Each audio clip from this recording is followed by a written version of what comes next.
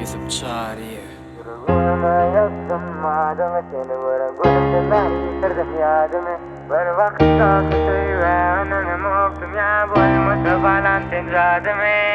Yanına parbilsem, hatta vaatımda yanımda dursun.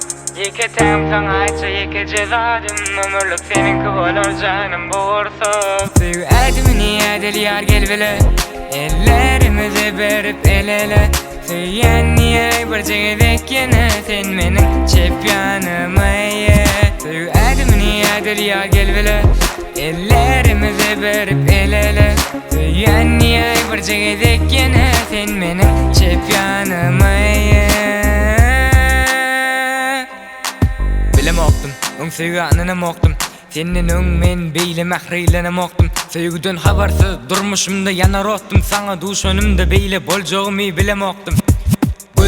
Gözlerimden ellerimden ayırma inni hiç açan sensiz yaşap bilmerim men. Amoyun oturan vaxtımda sebepsizce gülmөгüm sen. Sana bağışlan enlerim hemme dille hinlenilsin. Sen bilen geçmek isteyen bu durmuşum yodalarını. Gel gülüm ütke döldürmüşümüzün kadalarını. Yanımda olsan tutarım sana veren vaadalarımı. Ya olmasa isteyemin yüreğimin odalarını. Sevdim niyadil yar gel bile, ellerimizi verip el ele. Söyleyen niye bir cegedek yine sen menin çepyanıma ye. Söyledim niyadil yar gel bile, ellerimizi verip el ele. Söyleyen niye bir cegedek yine sen menin çepyanıma ye.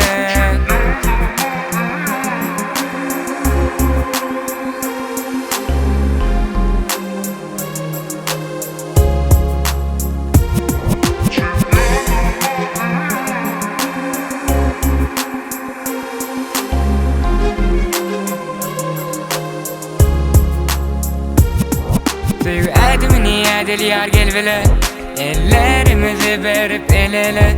Söyleyen niye bir cegedek yine sen menin çepyanıma ye. Sevdim niyadil yar gel bile, ellerimizi verip el ele. Söyleyen niye bir cegedek yine sen menin çepyanıma